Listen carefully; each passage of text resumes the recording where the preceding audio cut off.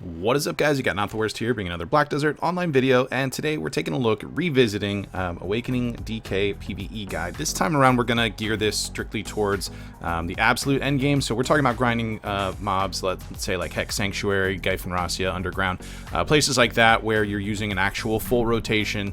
It's going to be mostly built around that, especially when we look at the add-ons and things like that. Not that you can't use it at other places, but if I were to go with 312 AP on a bunch of Black Stars to Orcs, for instance, obviously a full rotation like this isn't going to be needed because I'll be melting the mobs much quicker than that, and due to that I would probably change a few add-ons around in order to facilitate that. And if you are looking for that, there's another video for that one. But for what we're going to be talking about is endgame here. We've had some changes introduced since the last time we looked at this in early 2022, just after the reboots.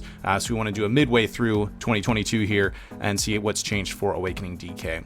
One of the more notable things PvE wise that we got was an update to Unveiled Fate, which is one of the level 57 problem skills, or enhanced skills, if you will. This one got quite a few changes to it that made it pretty appealing in general. It does have a fairly long cooldown at 18 seconds, but we have a little way to work around this, which we'll get into in a bit.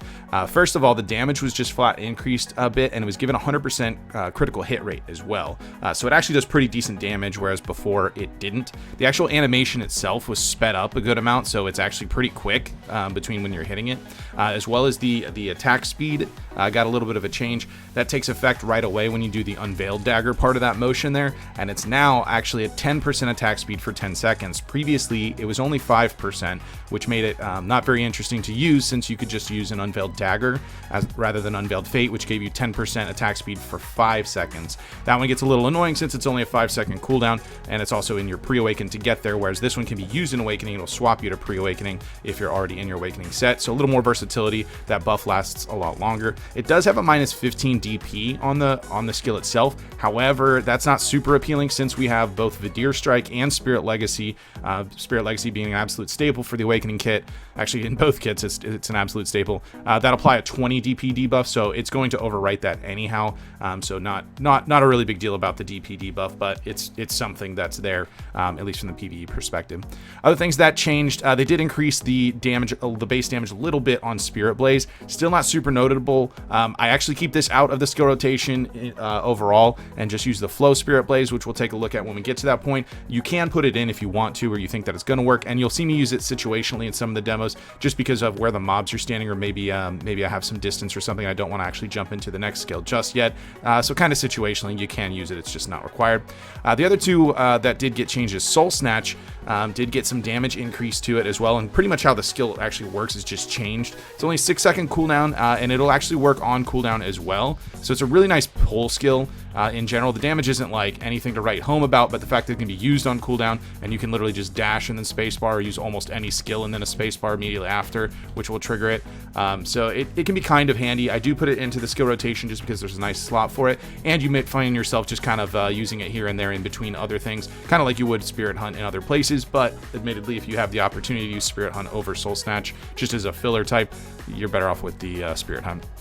The other one, which actually did come out pretty ahead as far as damage wise and is pretty nice in PvE now, is Grip of Grudge, which was virtually useless before. The AoE area on it was adjusted as well. It's much wider for it. The animation's a little cleaner as well. You don't feel quite as clunky, and you can actually use it directly after a few different skills, and it gets a little bit of a faster animation, including Soul Snatch. So you can see how fast that comes in there. In our setup, you're going to see it used right after we're going to cluster into Grip of Grudge right after. If it's not on cooldown in between. So you'll see that in the skill rotation. It also got damage increase on it. It's got a 50% PvE crit, and because of how we're setting this up, we're going to maximize that crit value for us, so that we're going to have a 100% crit rate on this, because between Cluster to Spare, if you can max the crit on that, which we're going to be looking at as well, how we're going to do that, and max the crit on this, these things actually hit pretty hard while you're getting set up. So those are the changes that we saw for Awakening DK. Let's go ahead and pull up the skill add-ons we're going to be running and go over those. All right, so we take a look at our skill add-ons here. It may look a little bit different than what you're used to seeing for a typical Awakening DK PvE. And again, that's because this is geared towards endgame PvE. And something I want to point out that's almost right off the bat is the Spirit Legacy. This one comes up a bit. Why the minus evasion rate on that, especially when we're talking about PvE? If you've grinded Hex Sanctuary or Trolls a bit, the Rift bosses especially, but the mobs there have pretty high evasion. So the accuracy does matter quite a bit, and I don't like the idea of crutching Trap of Vidir Vidir to make sure you're hitting your maximum hit rate. I want to make sure we have 100% hit rate on all skills, with the lowest modifier being 5% on Twilight Dash. So we need to calc it out to that. Admittedly, Vidir Strike also has a 0%, but we're actually just kind of using that in between other skills. So I'm not super concerned if we're only running, you know, a 97, 98% on Vidir Strike, and as long as we're 100% on Twilight Dash, then we're going to be good. This evasion rate going on Spirit Legacy, because of where we use it in the skill rotation, in addition to the actual AoE size of it, means we're going to be hitting all of the mobs, or at least the bosses when the Rift bosses spawn at like Hex or something like that, so that we make sure to nail them. At Gyfin, this isn't as much of an issue since the evasion, the accuracy requirement there isn't as high. Their evasion's not nearly as high as the Calpheon Elvia spots, but the other thing is in PvE, Awakening DK really has a lot of overlap in skills, so it's not super necessary that, you know, we're really nitpicky. I think a lot of times the critical hit damage, back attack damage, things like that, which we do have a few of, those tend to get overvalued a little bit as far as the, you know, how much efficiency that they have in focusing on those, and we really want to make sure that we hit 100% on every skill that's actually going to matter. So that's why we have that. Paired with that, of course, we have a minus 15 DP, pretty staple with Legacy, since you have a 20 DP loss, minus DP on the skill itself, so those do stack with each other, get you a little extra damage. The other two I want to point out of where they use are your tier 3 add-ons, and that's going to be Trap of Vidir and then Cluster of Despair. So these two skills we're actually going to be using in each rotation. Typically, if you are at like Orcs or something like that that you shred through a lot faster, you'll actually use one or the other at a time when you start on a pack to get the buffs that you want from them, and then kind of alternate. At least that way you're getting your 10% attack speed each pack, or maybe close to each pack. In this scenario, because we actually use the full rotation, we're going to be using both skills with it, which means we're going to have the 30 monster AP, attack speed 10%, and the critical hit rate up during the whole rotation, which is really nice for our damage. In certain scenarios where we have a situation where maybe the packs were out of the way, or a little bit out of position or something like that, we do have a backup extra monster damage that's put onto Shattering Darkness there, and we have a backup attack speed as well on Dark Nebula, just to make sure that we have plus attack speed should you be in a position where you're using a different skill at that time. And that's pretty much all on those. Dark Nebula, we stick at all DP plus 15. It's not a terrible thing to have in this situation. It's a nice little bonus since we're talking about endgame grind zones here, and they can hit pretty hard, especially if you decide to stand in a giant red circle and eat a ton of damage. It can help out a little bit, and again, we run into that issue of overlap where we have pretty much what we're looking for in other skills already with add-ons, so we've got space to open up to things like that. If you're in a spot where maybe you're grinding a little bit faster and they're more spread out, maybe your AP's at a point where Orcs does require a full rotation, which is totally fine. So maybe, I don't know what that is, 281 AP at Orcs or something like that. Maybe you're running that and you want to zip from pack to pack. You've got room in here. You could put maybe a movement speed or something like that on one of these skills, just so that it gets you from one to the other.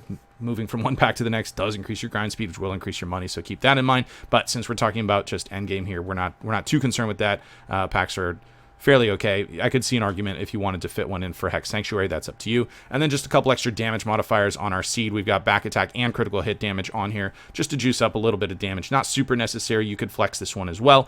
But again, we just really have nothing that we're worried about fitting into that point from there. So that's pretty much it for the skill add-ons. We're going to jump into the rotation so we can see how these tie in and why we have which add-ons where that go in with the rotation. So let's jump over to that and take a look. Okay, so first I'm going to go ahead and pull up the actual rotation on the screen. We'll go through the skills here, and then we'll use them on screen for it. In the past videos, I've done them kind of one by one for it, but let's pull that up first, go through it, and then I'll actually do this skill here. This rotation, as with all of them, is designed so that you can be seamless from beginning to end. And what I mean by that is you can engage from the start of the skill to the bottom of this list, and you'll have all of your cooldowns up so that you can completely repeat this. Can you edit this and make it work for you if you need something shorter? Of course you can. It can definitely be used at other places where maybe the first half of it you use, and then use the second half at your next pack, something like that. You're going to need to adjust it based on your AP and what your actual performance is for the spot that you're grinding. And you'll see in the demo examples that we've got, I'm grinding at Hex Sanctuary. It gives me a seamless rotation all the way through, keeps my buffs up the way that I want them to maximize the damage, so they get with some really so we get some really good results while we're grinding. So we're going to start off with Trap of Vidir. It's got a tier 3 add-on for it. Then we're going to use Shadow Bullet. This is to get into pre-awakening. It's a very quick pre-awakening swap, which we want to do for Airstrike into Vidir Strike. Now, you'll also see in cases where I'm moving from one pack to the other, I may just negate the trap and I'll literally just go ahead and balance strike and then maybe use Airstrike, Vidir Strike, because we want to use this as a movement skill,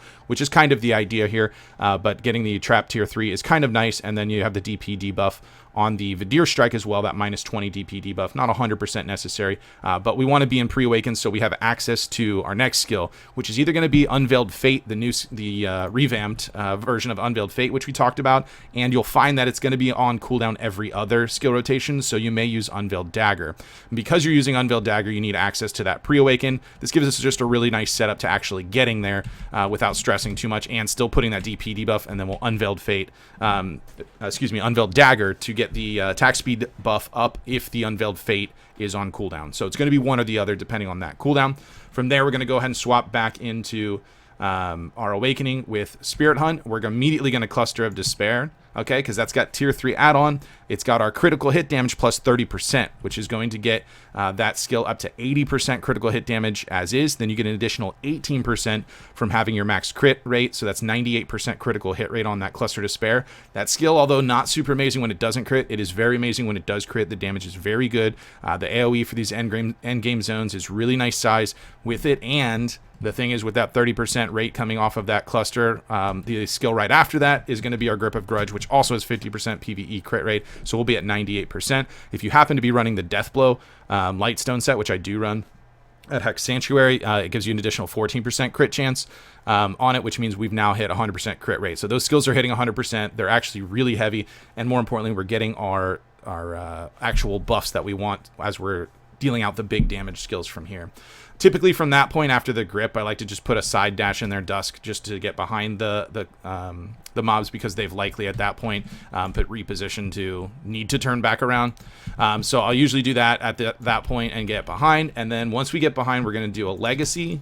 And we have BSR here. Let's lock that. We're going to do a Legacy, and then we're quickly going to Soul Snatch, and then back into Hunt, into Seed, do our Shattering Flows, and then we're going to do a full cast Dark Nebula, so that we get behind the enemies again. We'll get a Spirit Hunt in, Twilight Dash around them, and then just finish with a nice little flow Spirit Blaze. Again, at that point, you could put in the full Spirit Blaze if you wanted to with the pre-flow. That's up to you. You don't need the spacing when you're actually going from skill to skill. You'll have all of your cooldowns up in order to do that. So this is going to maximize the damage across it, and more importantly, give you a seamless rotation that you don't have to worry about swapping skills while you're still fitting other things in. You can for sure tweak this. I'm not 100% sold on the Soul Snatch. It's okay to have in there. I like it at that spot because some of the skill interactions are a little bit clunky when doing it. For instance, when I was kind of working this out, I wanted to fit in right after the grip, so we do cluster into grip, and then that side dash when I'd get behind them. I wanted to put Soul Snatch there, but you see the clunkiness of going into Spirit Legacy immediately after that.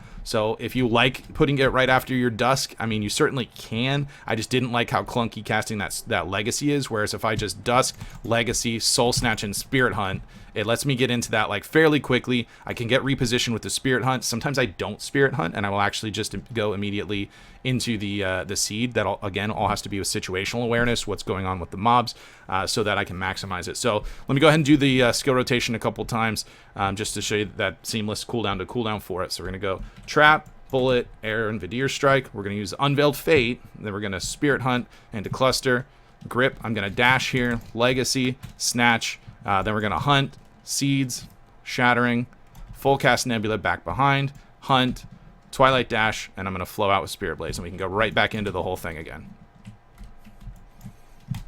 Oop.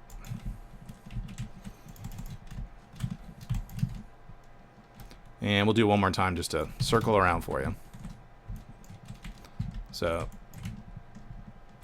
and now we have Unveiled Fate back up, so we'll use that instead. That's kind of the only thing that you're really paying attention to, is your Unveiled Fate versus your Unveiled Dagger. Other than that, once you have the muscle memory down for it, you're just going to autopilot all the way around. So there you have it. That is the full rotation for the new updated DK. Try it out, see what you like it, tweak it for what you like, and go ahead with it. The other thing I always like to recommend in these videos, though, is if you do decide to tweak the skill rotation, which tons of people do, make sure you're adjusting your add-ons accordingly. Don't just jump into using whatever add-ons whenever. It needs to suit your actual skill rotation. Those two things go hand in hand. You'll be losing out on a lot of damage if you just use like a random skill rotation with someone else's random skill add-ons. It doesn't make any sense. Those things need to be paired together in order to actually make sense. So you can take that, at least it's seamless for you, try it out, see how it works for where you're grinding, and then if you want to make some changes or something, at least you have that starting point to kind of go from there. So there you have it for updated PvE Awakening guide. I do have a Succession one coming up, although it changed a little bit less than the Awakening since it didn't get too new a tweak, so I may hold off on putting that one out just in case anything changes right after I put them out, because that seems to happen from time to time. But there you go. That's it for that one. If you did enjoy the video, be sure to like it. If you're new to the channel, be sure to subscribe so you get notifications when new videos do go live. And if you'd like to catch me playing live, there is a link to my Twitch page in the description down below. You can jump on over there, drop a follow so you get notifications for that as well. With that said, that's going to be it for this one. I want to thank everybody for watching, and I will see you next time.